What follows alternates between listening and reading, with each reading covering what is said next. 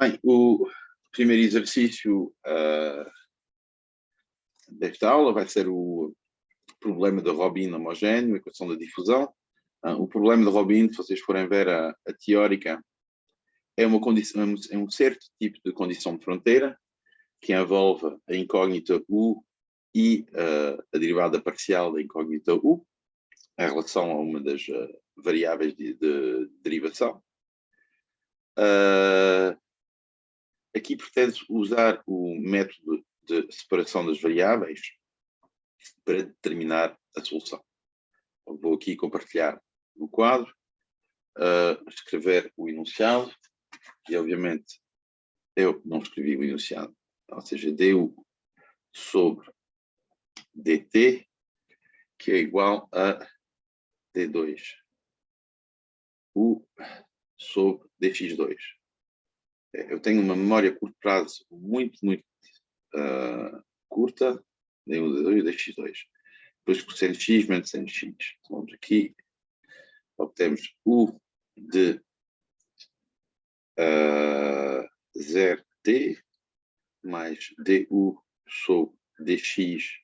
Enganei-me outra vez. Du 0t. 0t está certo. É o x zero depois. Du sobre dx 0t, que vai ser igual a u de 0 π de t mais du sobre dx de π t, e que vai ser igual a 0, assim como u de x0, que é igual a cosseno x menos seno x. Logo, estas duas condições são condições de fronteira que são a comparar com condições iniciais, no caso de uma equações diferenciais ordinárias. Ou seja, como nós estamos aqui em equações diferenciais que não são ordinárias, são de derivadas parciais, vamos associar, ou seja, isto é uma EDP, vamos associar condições de fronteira.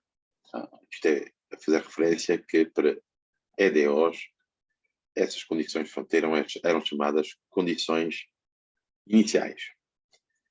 O método que se pretende usar aqui é muito simples, é o método de separação da variável, que é essencialmente, poderíamos dizer, uma substituição, ou seja, vamos procurar candidatos a soluções desta equação satisfazendo uma certa forma, como certa forma, neste caso, separa-se as variáveis no sentido em que se fatoriza a incógnita numa função que só depende de x a multiplicar por uma função que só depende da variável p. Isto é o método de separação das variáveis. Se vocês tiverem perguntas, não hesitem em interromper. Logo, há um pequeno comentário pode ser feito sobre esta maneira de resolver as equações das derivadas parciais, que nos vem da física, e que seria simplesmente perguntar, mas vamos lá ver. Temos aqui uma coisa que poderia ser chamada uma lei, imaginamos que isto seja uma lei da física, e aliás é um processo de difusão. O que é que, vou tentar colocar a pergunta, o que é que procurar a solução desta forma, escrevendo-se como um produto de duas variáveis, quer dizer, uma função de uma variável com uma função de outra variável, nos diz sobre o fenómeno físico que nós estamos a tentar modelizar. Logo, a pergunta é a seguinte: o que é que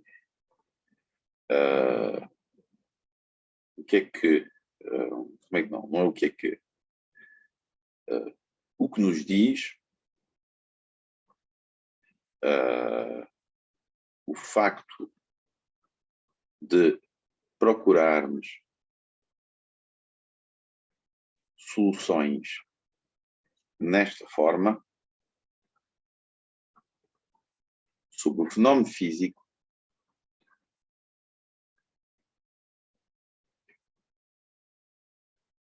que estamos a modelizar com esta lei. Modelizado. Isto é uma pergunta à qual eu só vou dar índices de resposta e eu sugiro que quando vocês encontrarem este tipo de equações em física, colocam essa pergunta aos vossos professores de física ou de engenharia e digam, mas isto é uma forma muito específica.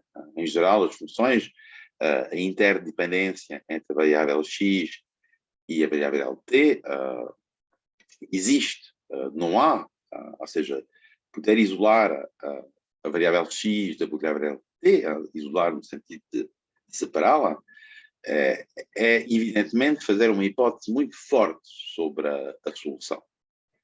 Logo, a pergunta é mesmo que tipo de fenómenos, que tipo de propriedade, vamos dizer, o fenómeno físico que nós estamos a modelizar aqui, é expresso por esta decomposição, esta fatorização. E a palavra estava um bocadinho, estava escondida no meio da minha conversa aqui, quando eu estava a falar da interdependência entre x e t. Logo, em geral, as funções vão misturar x e t de uma tal forma que nós não podemos fazer esta separação. Há uma dependência, há uma interdependência entre as variáveis x e t que modelizam o fenómeno. E é exatamente isso que não acontece quando nós procuramos soluções separadas.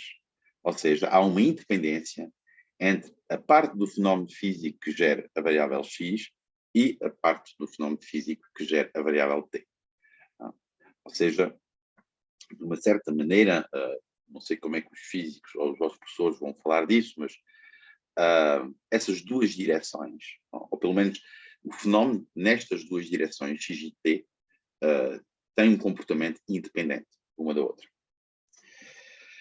Bem, isto é a parte interessante, porque a resolução em si, uma vez que nós fazemos esta hipótese, que nós temos esta equação, vou voltar a escrever, dt igual a d2u sobre dx2, com uma função que escreve-se então desta maneira, é simples, porque aqui nós substituímos, cada vez que temos um candidato de solução, procuramos um candidato de solução numa equação, fazemos a substituição.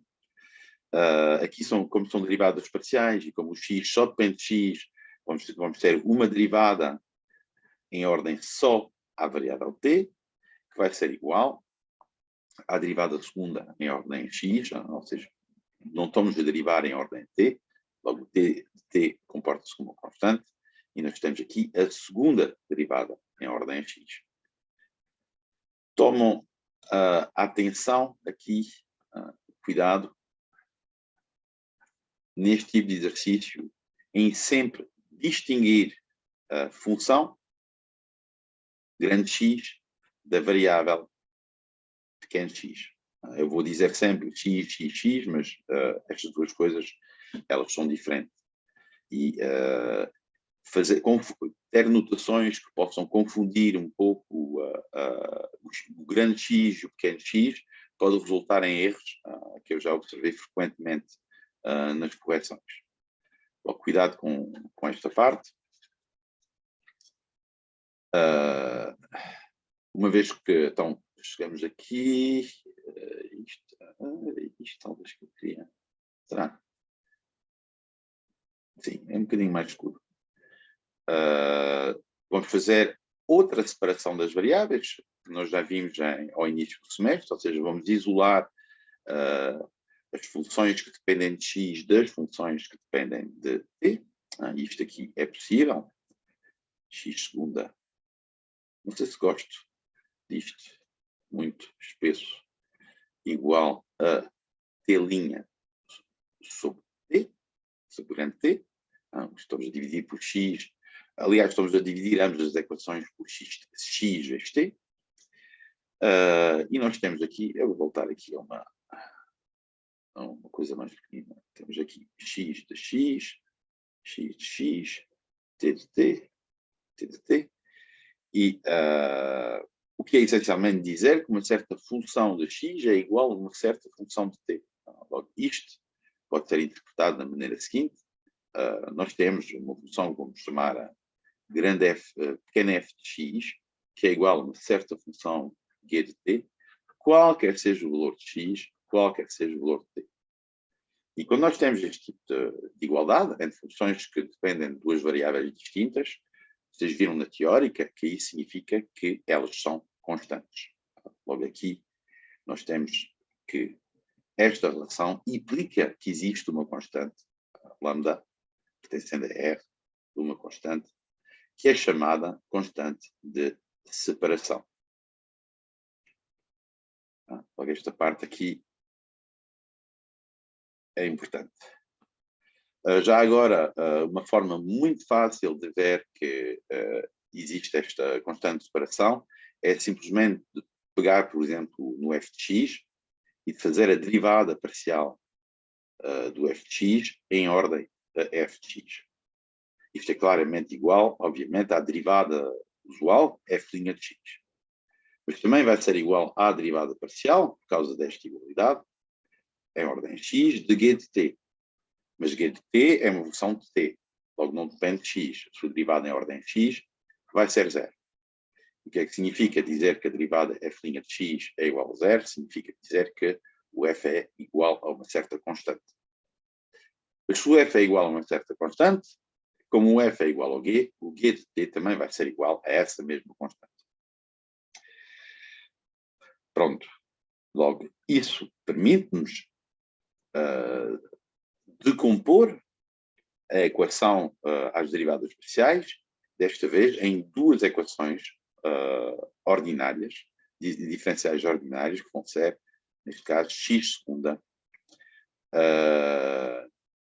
Vamos deixar assim, x segunda. Não, vamos deixar assim. Esta aqui não vamos deixar assim. X segunda menos lambda x igual a zero. E esta também podemos fazer assim. T' menos lambda t igual a zero. Bem, logo estas duas equações são duas equações ordinárias, e é importante observar isto. Ou seja, aqui temos uma EDP, aqui temos duas EDOs, vamos dizer, a razão pela qual nós fazemos a separação das variáveis, passar de um problema que nós não sabemos resolver a um problema que sabemos resolver.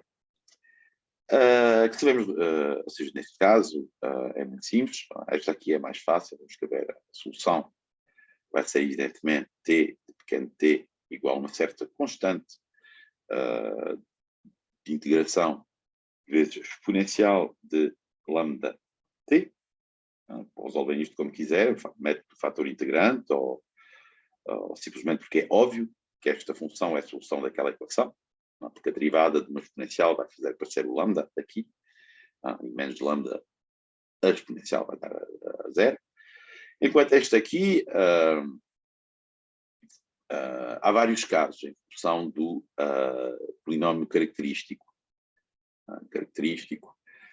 Vai ser aqui r ao quadrado igual a lambda. Logo agora, para poder resolver esta equação, ou seja, tentar perceber qual vai ser o polinómio característico da equação, logo em que caso nós vamos estar, se o lambda é um número real, se o lambda é um... Pode ser... Aliás, eu disse aqui que ele era um número... Não, o lambda é um número real. A raiz R do polinómio característico, não sabemos se ela é real ou se é um número complexo. Lambda, sendo um número real, pode ser positivo ou negativo. Logo, nós precisamos agora de ir ver as condições iniciais, as condições de fronteira. Isto é um lapso que eu vou fazer muitas vezes, porque condições iniciais são mais associadas, em geral, a condições temporais, condições de fronteiras temporais, enquanto condições de fronteiras espaciais, em geral, que envolvem a variável x, como nós temos aqui, elas envolvem, em geral, são chamadas condições de fronteira. Logo, aqui nós temos o de x0, que é igual ao cosseno de x menos seno de x, mas se vocês pensarem um bocadinho, esta função, o de x0, usando a decomposição, ela escreve-se grande x de x vezes t de 0. Logo, nós estamos a dizer aqui, explicitamente, que a forma, que a solução desta equação, que é a função x, ela vai escrever-se como uma combinação linear de cosseno de seno. Aqui é muito fácil resolver, entre aspas, o problema inverso, que é de adivinhar qual vai ser a equação cujo x é a solução. Aí já sabemos parte da forma da equação, já sabemos que ela é assim, e para fazer aparecer aqui o cosseno de x, nós sabemos que a raiz r tem que ser, ou seja, tem que ser um número complexo. Ou seja, aqui isto implica que r é complexo. Por além disso, o que vai aparecer aqui no coeficiente, nós sabemos, a partir da resolução das equações lineares ordem 2, blá blá blá, que é como é que é? Que é a raiz, aqui aparece a raiz de todas as asneiras, não é raiz, quer dizer, não é raiz que aparece aqui, todas as asneiras. O que aparece aqui vai ser a parte imaginária, ou seja, aqui aparece a parte imaginária de R. Logo, estamos a dizer que é um número complexo e que ali aparece a parte imaginária de R, que neste caso tem que ser 1. Não, aliás, neste caso tem que ser 1. O que é que eu estou a dizer aqui? Sim, sim. O que é que estou a dizer aqui faz sentido. A parte imaginária tem que ser 1. Logo, nós já sabemos que se o R escrever-se alfa mais beta I, esta parte imaginária, beta, é igual a 1. Depois sabemos que aqui, numa solução que tem uma raiz complexa, um polinómio com raiz complexa, aqui, em geral, é multiplicado por uma exponencial, que vai fazer aparecer a parte real da solução. Esta parte aqui. Só que aqui não aparece exponencial. Isso quer dizer que o alfa é igual a 0. Isso quer dizer que o R é igual a I. Ou seja, isto implica que o R ao quadrado vai ser igual a menos 1. Logo, isso dá-nos muitas informações e, em particular, vai-nos dizer que o T, já podemos tirar aqui o lambda, o T vai ser uma constante de peso exponencial de menos T. O lambda é igual a menos 1. É isso que eu queria dizer. 29. O que é que falta? Agora, falta utilizar outra condição de fronteira. Onde é que ela está? Aqui. Logo, outra condição de fronteira, ela fazia aparecer esta função, u de mais du sobre dx, aplicado no ponto 0t. Logo, nós sabemos calcular isto. Isto vai ser simplesmente aplicando esta fórmula. Vai ser x de 0 t de t, certo? X de 0 t de t, mais a derivada em ordem a x vai ser x' de 0 t de t, que era igual ao a mesma função, desta vez aplicada em π t. Isto é igual a x de π t de t mais x' de π t de t. Porque estamos a derivar só em ordem x. E isto tudo era igual a 0. Então, vamos ver o que é que isto nos diz sobre x. Eu digo x porque, obviamente, se isto é igual a zero, o t de t que aparecem aqui, vamos assumir que não são identicamente nulos, porque lembra-se que aqui, se o c for igual a zero, esta solução vai ser identicamente nula, mas se é identicamente nula, então não pode ser igual a cosseno de x menos seno de x, logo eu já sei que aqui o c é diferente de zero, e em particular eu sei que eu posso cortar isto. Logo, o que eu sei por enquanto, aqui tenho uma certa constante, vamos escrevê-la, eu sei que x de x é igual a uma certa constante, que eu vou chamar outra vez c, vezes cosseno de x menos seno de x. Bom, na verdade, como a equação é linear, aqui eu poderia fazer a abstração da constante, e eu vou fazê-lo. Vamos supor que a constante aqui é igual a 1. As soluções que nós vamos obter, claramente, vão ser geradas por essa constante. Mas pronto, aqui vou tomar C é diferente de 0 e aqui vou tomar C que é igual a 1, aliás. Logo tenho isto.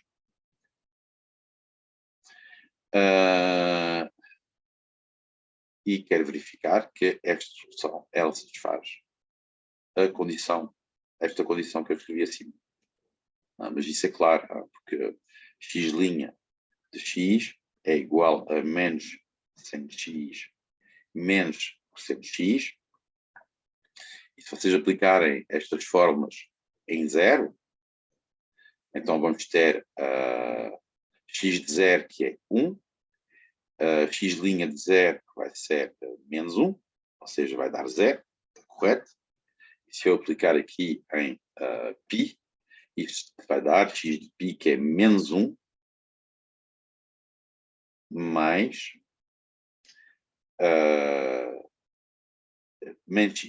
x' de π, que vai ser menos cosseno de π, que é menos 1. Ou seja, menos mais 1. Então, aqui está 0. Conclusão? O que é que vai ser a nossa solução? Uma vez que nós determinamos isto tudo, temos o x, temos o t de t, a nossa solução vai ser simplesmente o produto das duas. O xt vai ser igual, aqui pode voltar a pôr uma constante. Não, tenho que ter cuidado. O que é que eu esqueci de fazer?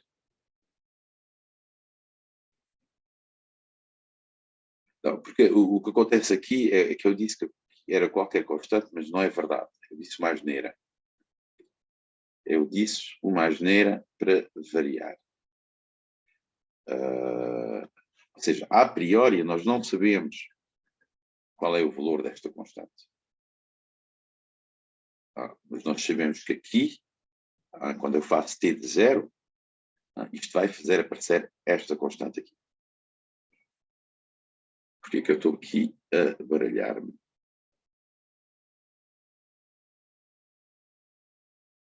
Sim, exatamente. O t de 0 vai ser igual a x de 0. Mas depois eu tenho esta condição, x de x, vezes c, que vai ser igual a isto. Logo, o x de x é igual, de facto, a 1 sobre c vezes isto. E depois, quando eu multiplico o x de x vezes o t de t, vamos ter 1 sobre c vezes c, e a constante cancela-se. Exatamente. Logo, a solução vai ser e de menos t, o t de t, vezes cosseno de x. Menos seno de x. E está resolvido. Perguntas? Desculpa aqui por este lapso com as constantes.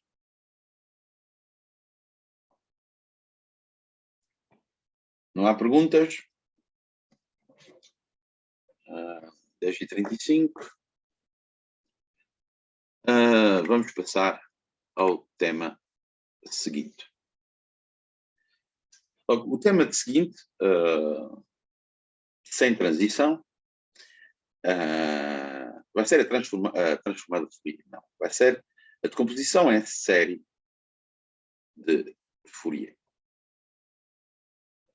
E eu queria dar muito rapidamente uma justificação intuitiva do formulário associado às séries de Fourier. Logo, a ideia, ou seja, ideias mais fórmulas. É só isto o meu objetivo.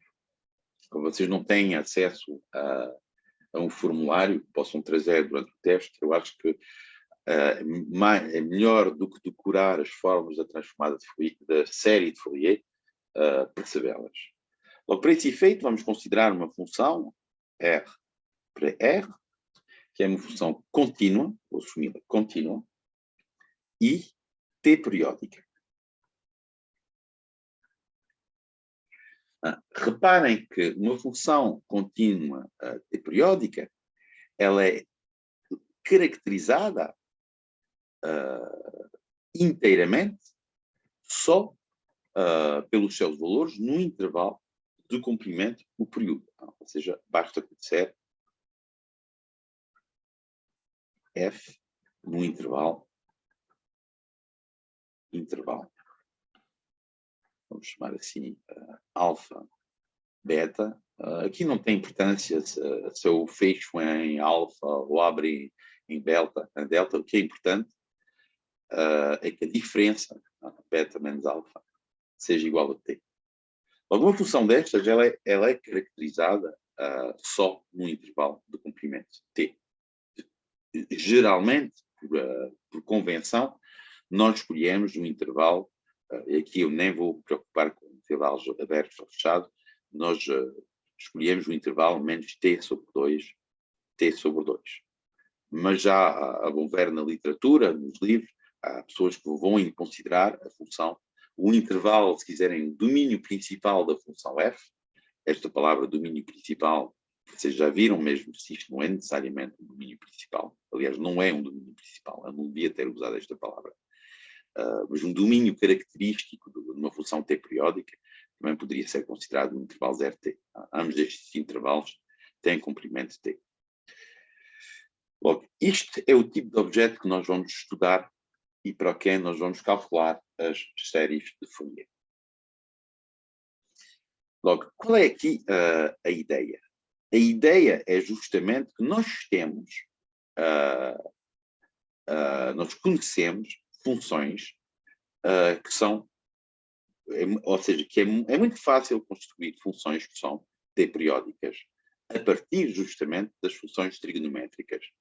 Logo aqui eu vou simplesmente olhar uma função que eu vou chamar, a função que eu vou considerar vai ser cosseno de um certo constante alfa k vezes x. Isto é a função que a x associa cosseno alfa k vezes x. Esta função nós sabemos a priori que ela vai ser periódica. O que é que significa dizer que esta função é t periódica? Ou seja, satisfaz uma condição de t-periodicidade. Significa simplesmente que quando eu faço cosseno de alfa k x mais t, isto vai ser igual a cosseno de alfa k vezes x. Em particular, se eu tomar x igual a 0. Isto vai me dar cosseno de alfa k t, que vai ser igual a cosseno de 0, que é 1. Ou seja, isto vai me dar que o alfa k t é igual a um certo múltiplo do 2π. E é por isso que eu peguei aqui no índice k, porque este k vai caracterizar o índice, o múltiplo do 2π que eu vou considerar. Logo, isso impõe, esta condição impõe, que o alfa k vai ser igual a, vai escrever-se na forma 2πk sobre t. Agora, esta função, isto é um bocadinho mais subtil, eu não vou ter tempo de insistir muito sobre isto. Esta função, claramente, ela verifica uma condição de T periodicidade. No entanto, ela não é T periódica. Qual é o período desta função?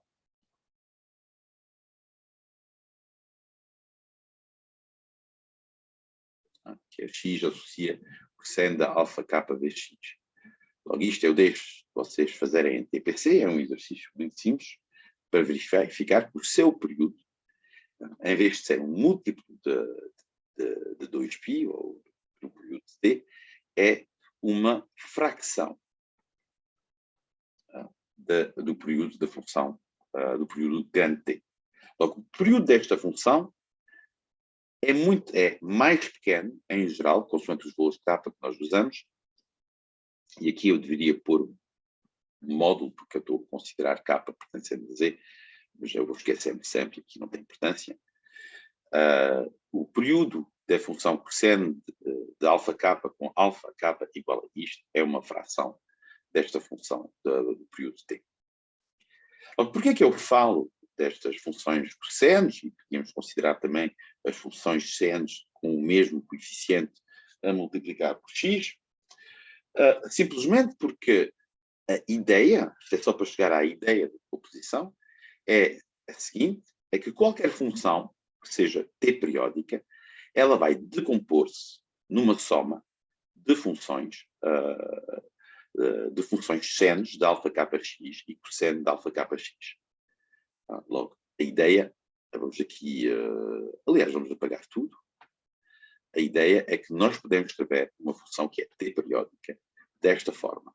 A0 mais soma para k superior ou igual a 1, uma certa constante que chamamos AK, cosseno de alfa k. Nós vimos que alfa k é 2πk sobre t, vezes x, mais bk, seno de 2πk sobre t, vezes x. Logo, isto é um verdadeiro teorema que nos diz que uma função que é t periódica, ela pode decompor-se desta maneira. Logo, onde é que está a dificuldade no formulário, agora indo ao formulário, no formulário é perceber como é que nós calculamos o AK e o BK. Logo, há um primeiro coeficiente que é importante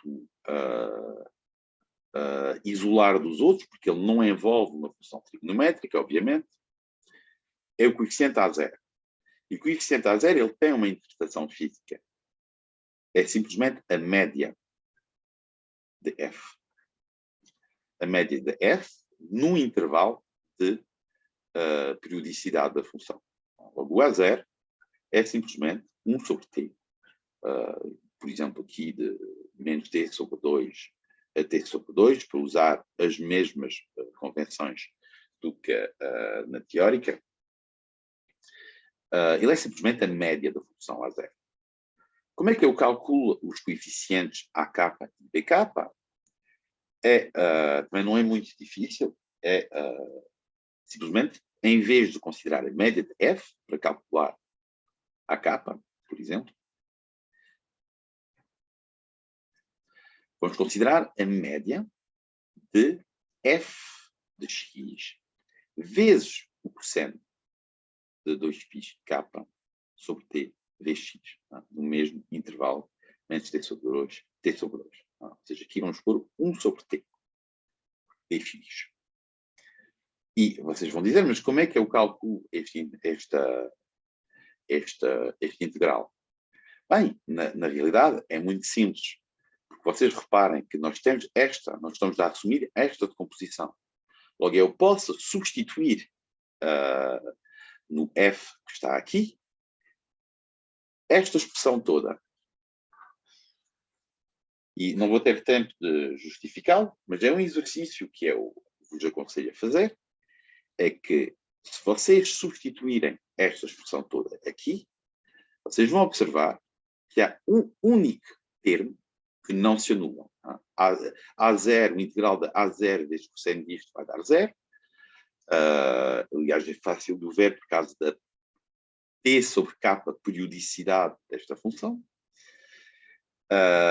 O integral de sen 2πx, cosen 2πx, vai dar 0, qualquer seja o k, e o único de qualquer termo cosen 2k pi sobre tx, vezes este, com o k bem particular, também vai dar 0, e o único que não é nulo vai ser aquilo que corresponde ao mesmo índice de cosseno.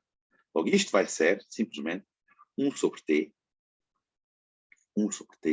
o integral de menos t sobre 2, t sobre 2, ak, vezes cosseno de 2πkx sobre t, dx.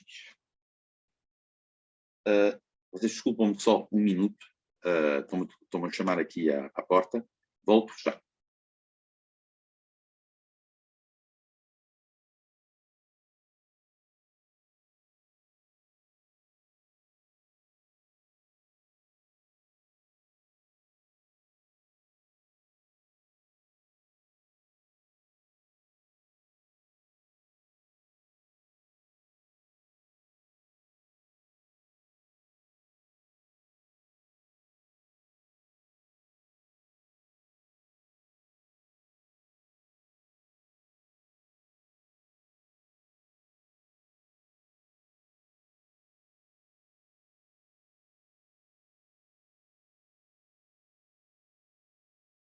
Peço imensa desculpa. Então, onde é que nós estávamos? Estávamos nisto.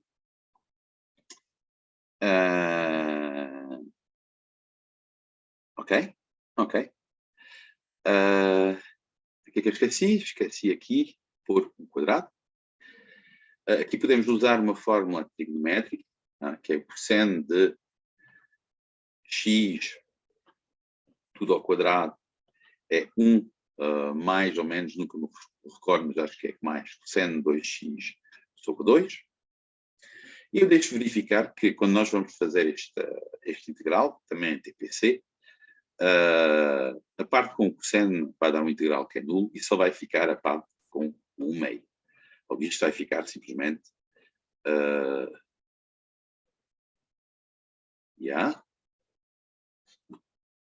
1 meio. Já me enganei aqui. Não me enganei. Isto vai ficar 1 sobre t vezes 1 meio vezes o comprimento aqui do intervalo de integração, que é t, vezes o ak.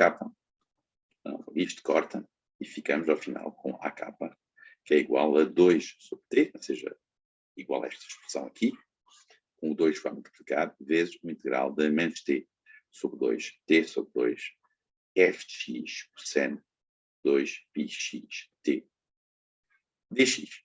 Obtemos aqui uma justificação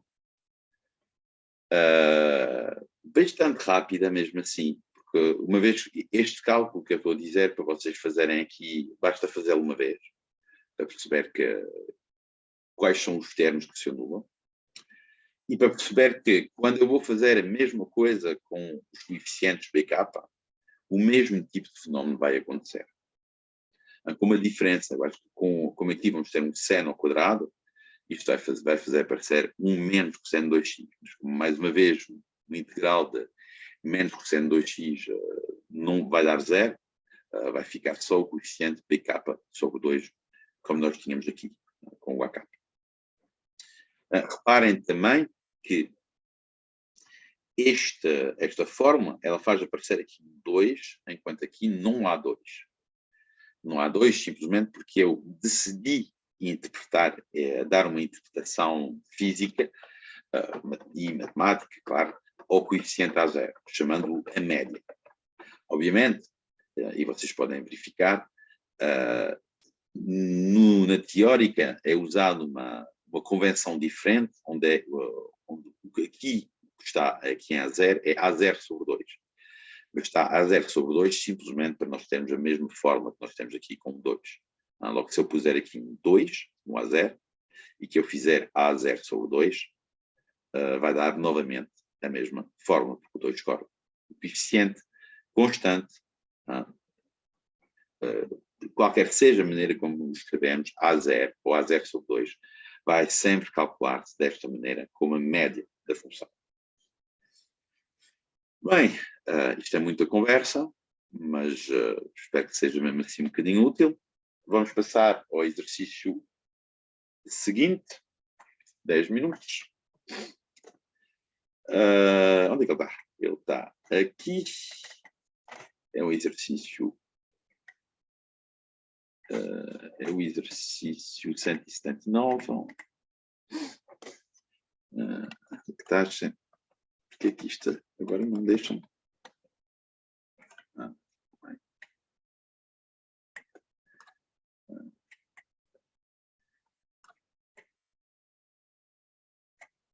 Aqui, up. Bom, vamos assim, senão ele não me deixa ir. Então, eu estou a fazer isto mal, não é?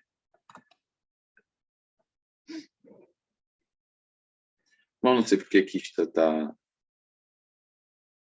a fazer isto assim lentamente, para percorrer todas as linhas. Eu não quero que isto percorra todas as linhas. E, claramente, não quero deixar-vos mostrar o exercício. Ok, 179. Bem, 9 minutos para o 179. Então, isto é um exercício que é muito popular para os professores de matemática. Porquê? Porque neste tipo de exercício nós vamos utilizar a série de Fourier, a igualdade da série de Fourier, da função com a sua série de Fourier, para calcular a soma de uma série. Isto é uma série de tipo Dirichlet, como 1 sobre n ao quadrado, mas onde só estamos a somar os termos ímpares dessa soma. Logo, as séries de Fourier são também uma ferramenta para calcular somas de certas séries numéricas muito particulares. Bem, então temos aqui uma função que é 2 periódica. Reparem que é definida pelo módulo x. Logo, o que é que isso significa? Significa que, se eu considerar aqui um pequeno desenho, menos 1, a função é definida desta maneira. Aqui também vai dar 1. E nós vamos fazer uma extensão disto por periodicidade. Quer dizer, não é bem uma extensão, aqui é assumir que a função é periódica. Reparem que, por causa das propriedades do módulo, a função f é contínua. Logo, vai ser, de facto, igual à sua série de Fourier, como tentei justificar, não justifiquei, mas dei a ideia naquilo que acabamos de fazer. Bem, então, nós já sabemos, antes de começar a calcular, que o meio, o que é que vai ser? Ou seja, vai ser o primeiro coeficiente constante, ele representa a média da função f. É a média da função f no intervalo menos 1. Comprimento 2, a periodicidade é 2, a média é 1 meio disto. Neste tipo de exercício, aliás, vou já começar agora, partilhando aqui esta tela, há duas propriedades que vão ser essenciais, propriedades de cálculo integral,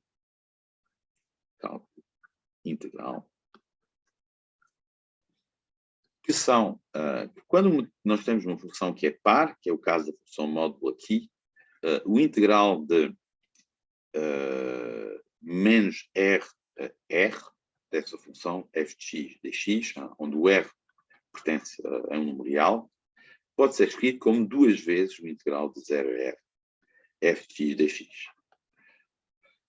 Então, isto é um exercício, uma propriedade que normalmente é demonstrado no exercício análise 1. E outra propriedade é quando a função é ímpar, então o integral num intervalo simétrico, isto chama-se um intervalo de integração simétrico, porque os extremos de integração são simétricos uns dos outros. Desta vez, isto é uma função g, x, dx, vai ser igual a 0. Logo, se vocês tiveram o professor José Maria em análise 1, isso normalmente está demonstrado num dos exercícios da semente de análise 1. Logo, isto é uma propriedade que é muito útil e será usada constantemente no cálculo das séries de Fourier. E, por exemplo, aqui, para calcular a média, seja 1 sobre 2 menos 1 a 1 da f de x, seja do módulo de x dx, x sendo uma função que é definida por ramos, como nós sabemos, não precisamos de calcular o integral no ramo inteiro, só precisamos aqui de fazer o cálculo em meio ramo. No ramo de 0 a 1, a função módulo de x é igual a x dx. Logo aqui, o que eu tenho é que o integral de menos 1 a 1 é 2 vezes o integral de 0 a 1. Mas 2 vezes corta com o 2 no denominador. Bom, e isto é fácil de ver que vai dar 1 meio. Este coeficiente vai dar 1 meio. Depois reparamos aqui outra coisa, que é fundamental, mesmo que eu não tenha o tempo de resolver o exercício na sua integridade, há aqui um aspecto que é fundamental, é que notam que no intervalo quer dizer, na expressão da série de Fourier só aparecem cossenos. Isso quer dizer que, essencialmente, este coeficiente, menos 1, 4 sobre 2 menos 1, 2n menos 1 ao quadrado, π ao quadrado, ele é yn, ou seja, como só aparece cossenos, isso quer dizer que o bn é automaticamente igual a 0. E é fácil de ver que o bn é igual a 0. Se eu usar aquela definição, que eu acabei de voltar a dar, 2 sobre t integral de menos t sobre 2 a t sobre 2 f de x sen 2π n sobre t x dx, é fácil de ver, neste caso, no caso desta função f, que o integral, o coeficiente bn é igual a 0. Simplesmente porque nós vamos usar aquela propriedade que eu acabei de dizer. Nós temos aqui uma função que é par, nós temos aqui uma função que é ímpar.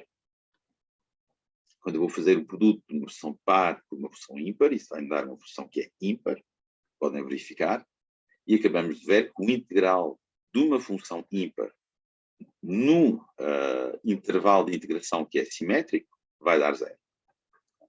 Logo, o facto da função ser par vai implicar que os coeficientes bn são automaticamente iguais a 0. Da mesma maneira, se a função fosse ímpar, desta vez seriam os coeficientes ans, que seriam iguais a 0. Ou que será que eu posso aqui iniciar, pelo menos, o cálculo do coeficiente an? Aqui nós temos a periodicidade que é 2, logo 2 sobre 2 vai dar 1. Vamos fazer o integral de menos 1 a 1 da função módulo de x cosseno de, como é que é? Π n x dx, porque é 2πn sobre o período que aqui é 2.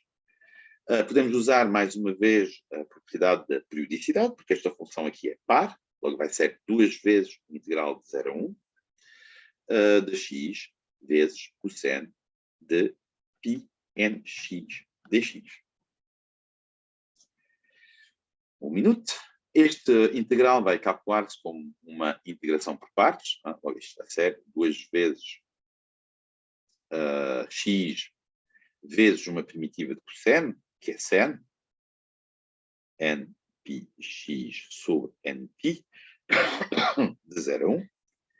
E aqui é imediato ver que isto é igual a 0, simplesmente porque sen de 0 é 0 e sen de np também é 0.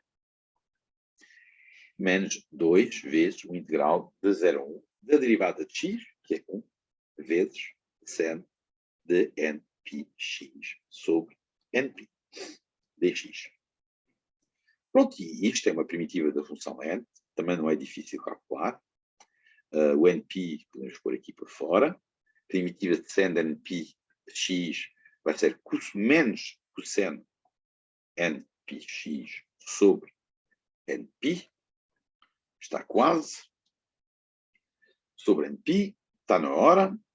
E eu deixo vocês lembrem aqui uma pequena fórmula de trigonométrica, que o cosseno np é menos 1 elevado a n. Isto vai dar simplesmente 2 sobre n ao quadrado, π ao quadrado, menos 1 elevado a n, menos 1. Se vocês forem comparar com a fórmula que é dada no enunciado, é claro que quando o n é par, aqui, isto vai dar 0. E quando o n é ímpar, menos 1 vai dar menos 2, ou seja, vamos ter menos 4 sobre n ao quadrado, π ao quadrado. Cuidado que aqui o n é ímpar. Logo o n vai escrever-se de forma 2k menos 1. E pronto.